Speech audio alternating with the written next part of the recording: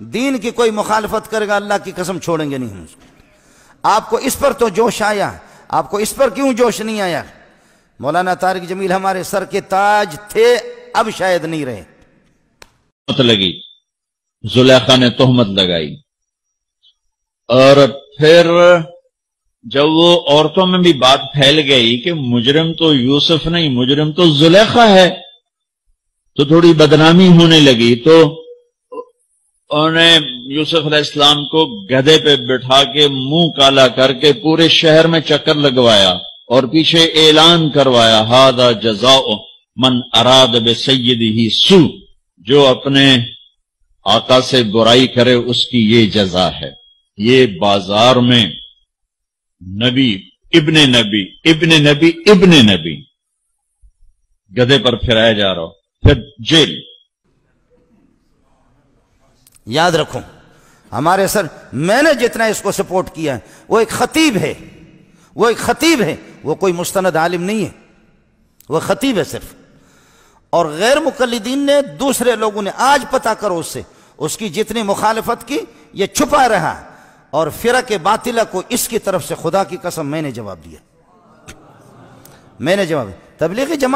تبلیغی جماعت مولانا طارق جمیل کی نہیں ہے، مولانا خورشید کی بھی نہیں ہے، نظر الرحمان کی بھی نہیں ہے، یہ علماء دیوبند کی جماعت ہے۔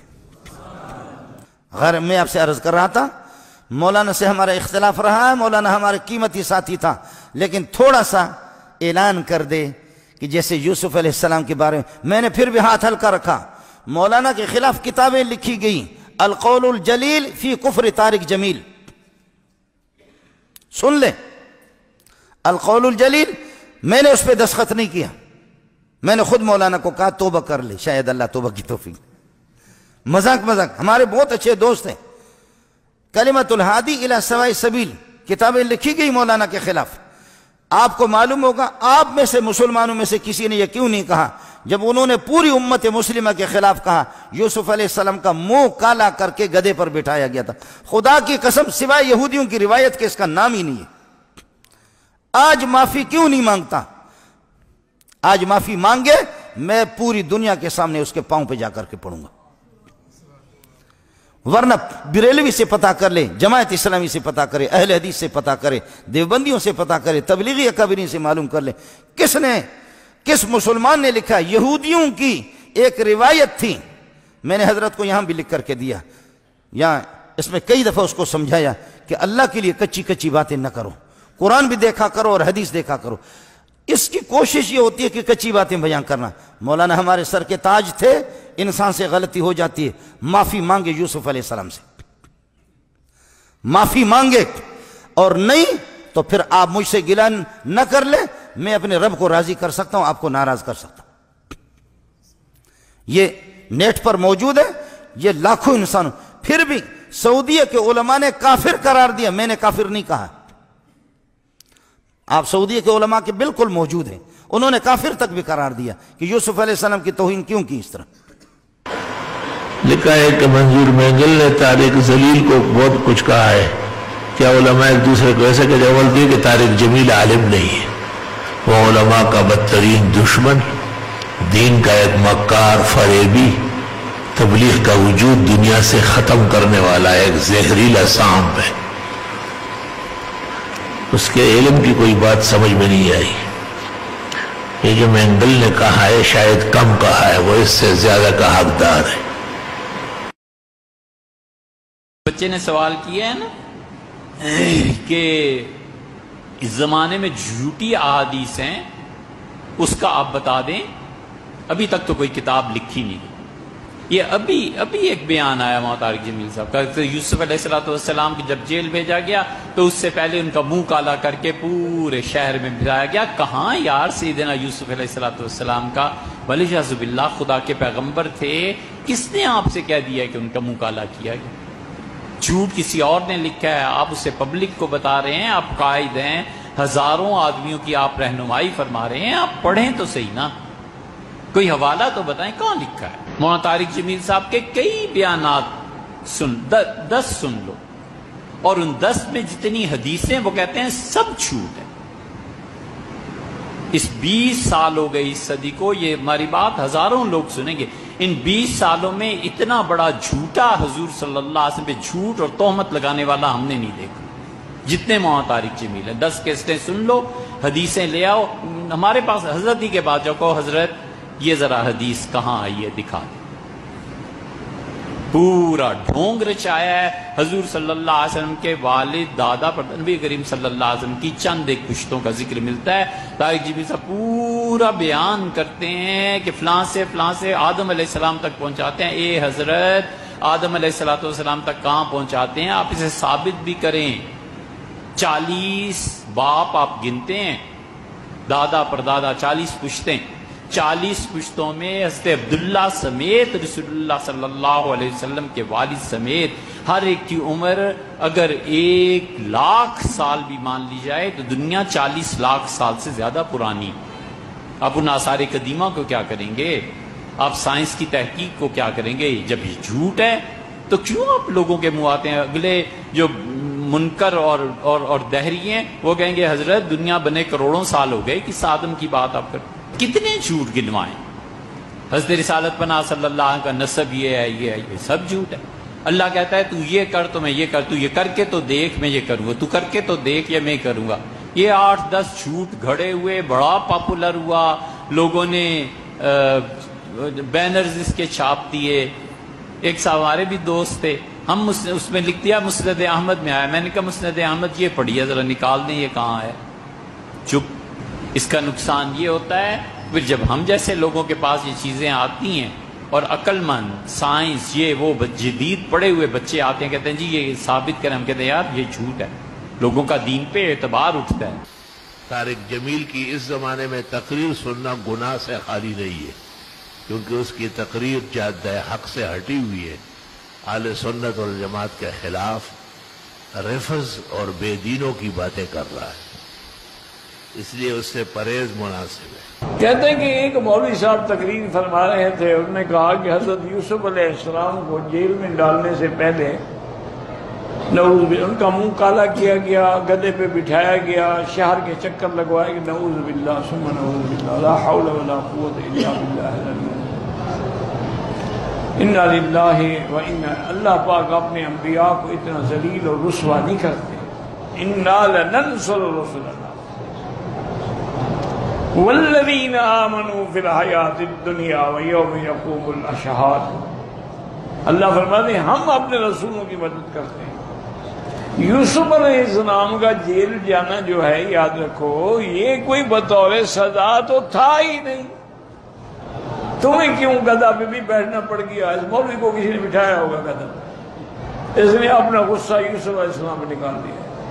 یہ جو تبدیلی کرتا ہے احکام میں نا اور ایک نیا دین بنانے کی کوشش کرتا ہے، جبکہ اس کا کوئی علمی مقام یا استعداد صفر کے درجے میں، خود کہتے ہیں کہ ہمارا تو تبلیغی مطالعہ ہے، سطحی علم میں اور عوام میں کہتے ہیں شیعہ کافر نہیں ہے، سطحی علم میں کہتے ہیں کہ صحابہ کرام کو کافر کہنے سے کچھ بھی نہیں ہوتا۔ یہ دیکھیں ذرا، یہ سطحی ہے۔ آج کل ایک دینی حلقوں میں بڑی عجیب سی بحث چل رہی ہے کہ وہ بھی مولانا طارق جمیل صاحب کے حوالے سے، کہ شاید انہوں نے مولانا طارق جمیل صاحب نے یہ فرمایا ہے کہ صحابہ کرام کے اوپر جو ہے وہ یعنی ان کی گستاخی کرنے سے کوئی جو ہے وہ کافر نہیں ہوتا، گو کہ طارق جمیل صاحب خود بڑے معتبر عالم دین ہیں، بڑی عزت ہے ان کی معاشرے میں، اور علماء کرام کے درمیان بھی بڑی عزت سے دیکھے جاتے ہیں۔ تو آپ کا علم اور آپ کی کیا اس کے بارے میں رائے ہے؟ ذرا اس میں ہماری رہنمائی فرمائیں، جزاک اللہ خیر۔ جیسے آپ فرما رہے ہیں کہ وہ فرما رہے ہیں کہ اگر صحابہ اکرام رضوان اللہ علیہم اجمعین کو کافر کہنے سے کوئی کافر نہیں ہوتا، تو یہ بات انہوں نے جو کہی ہے تو اب انہوں نے کس موج میں یہ بات کہی ہے؟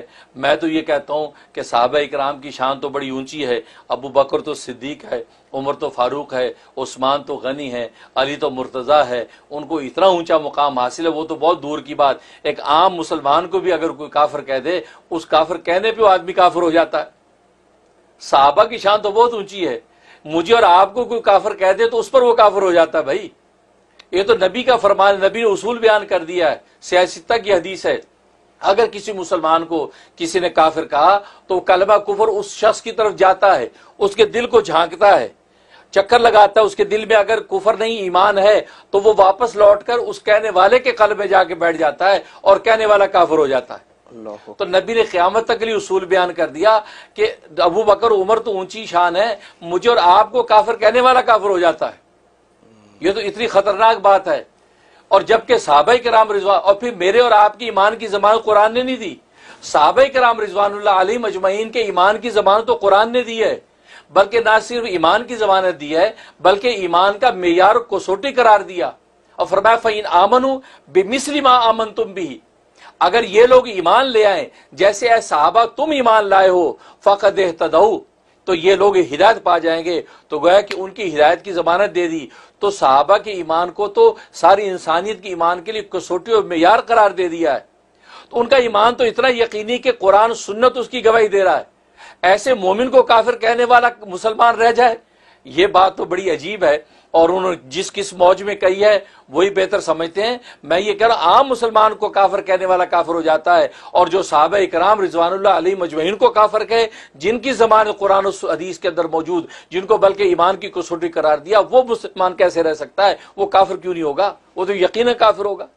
طارق جمیل زنادقہ کا سرخیل، جتنے زندیق اب تک گزرے اتنا بڑا زندیق نہیں آیا ہوگا۔ نکاح نہ ٹوٹ ہوتا ہے اور ایمان نہ آتا ہے اور نہ جاتا ہے۔ ادھر یہ نظریات دیکھو ذرا۔ اور میرا کو بیٹی بنایا، میرا نے ہر شہر میں ایک شادی کی، خاوند کے ہوتے ہوئے دوسری شادی ہوتا۔ روا و طارق جمیل نسلاً و اصلاً خود وہی ہے جیسے میرا ہے، یہ بھی وہی چیز ہے، صرف سر ٹھگی کا امامہ اور چہرے پہ ٹھگی کا داڑھی۔ یہ تبلیغیوں کو شکار کرنے کا ہمارا ہے، نہ ہی سمجھ۔ بعض باتیں اس کی بہت دکھ کی ہے، تو کہتے ہیں قرآن مجید میں ہدایت نہیں، ہدایت تبلیغ لے لے پہلے میں۔ ایسا واضح توہین شاید کسی نے نہیں کی ہوگی۔ قرآن کہتا ہے ہدی للمتقین، یہ کہتے ہیں قرآن میں ہدایت نہیں۔ بالکل قرآن کو اللہ کی کتاب آسمانی منزل نہیں مان رہا ہے، ان کی تمام باتوں سے واضح ہے کہ قرآن شریف کتاب نہیں مان رہا، اور یہ روافظ کا اثر ہے، کیونکہ روافظ بھی موجودہ قرآن اور اس کا ظواہر اس کو غلط کہہ رہے ہیں۔ جو لوگ ان کو دیندار یا عالم یا ہم کو معلومات نہیں ہے غریبوں کو، ہر جگہ وہ یہ بیان نہیں کرتا۔ ایک بیان یہ ہے کہ مولانا مودودی احمد رضا خان ارکان اسلام میں سے، اور ایک بیان یہ ہے کہ اگر یہ حضرات نہ ہوتے تو علماء دیوبند والے اصل وارث دین کے روافظ ہیں، جنہوں نے تکلیف اور مصیبتیں گزاری لیکن اہل بیت کو نہیں چھوڑا۔ یہ گلگت میں تقریر کی اور تمام باتوں کی تصدیق کی، کسی ایک بات کبھی نہ کہتے یہ کہا ہے میں نے۔ علماء دین شر سے پہلے واقف نہیں ہوتے، جب اس کی جڑیں لگ جاتی ہے، شاخیں نکل آتی ہے، پورا جھنڈ بن جاتا ہے، پھر کیا ہوتا ہے؟ پھر تو آپ کا مقابلہ کرتا ہے۔ اس سے پتہ چلتا ہے کہ اس کی تقریر میں جو لوگ جمع ہوتے ہیں اور بڑا رش بنتا ہے، یہ بھی ایک سازش کا حصہ ہے، یہ بھی اس کے ساتھ معاونت کرنے والوں کے کوئی حربہ ہے۔ نہ وہ خوش آواز ہے، نہ خوش الحان ہے، نہ اس کے علم میں دقت ہے، نہ صحت ہے، تمام اسرائیلیات خرافات بیان کرتا ہے۔ توبہ! تو یہ کمزوری میں تو سب میں ہو سکتی ہے، لیکن ایک سازش کے تحت قرآن و سنت کے خلاف ایک مہم چل رہی ہے۔ وہ میڈیا اور ٹیلی ویژن وہ کم ہے، یہ بہت زیادہ ہے۔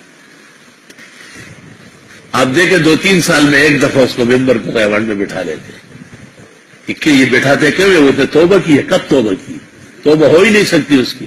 اس نے خود کہا ہے یہ تو میرا مشن ہے، جن مسائل کو علماء بیان نہیں کرتے میں بیان کرتا ہوں۔ سب سے پہلے ایک قاری صاحب ہے وہاں سرگودا میں، وہ تشریف لاتے ہیں کبھی کبھی، اس نے مجھے کیسٹ سنایا، تو جب میں نے یہ باتیں سنی بڑی حیرت کی میں نے، کہ وہ کہتے ہیں قرآن شریف میں یا سیرت النبی میں یا مغازی کے اندر ہدایت نہیں ہے، ہدایت کے علم سے نکل کر بنی اسرائیل میں جانا پڑے گا۔ تو میں بڑا حیران ہوا۔ محمد انور شاہ کو میں نے بلایا، اس کو سنایا، تو اس نے کہا کہ چونکہ وہ دین کا بہت بڑا دائی ہے نا، تو بے دین لوگ ان کو نہیں چلنے دے رہے۔ اور اس نے فون آن کیا، معلوم ہوتا ہے کہ محمد انور شاہ کا ان سے رابطہ تھا، تو اس نے فون اٹھایا کہ ابو سے بات کریں۔ میں نے پوچھ لیا تو اس نے کہا یہی بات میں نے کہی، یہ میری تقریر ہے۔ یہ میں نے انور شاہ کو کہا اب جواب دو۔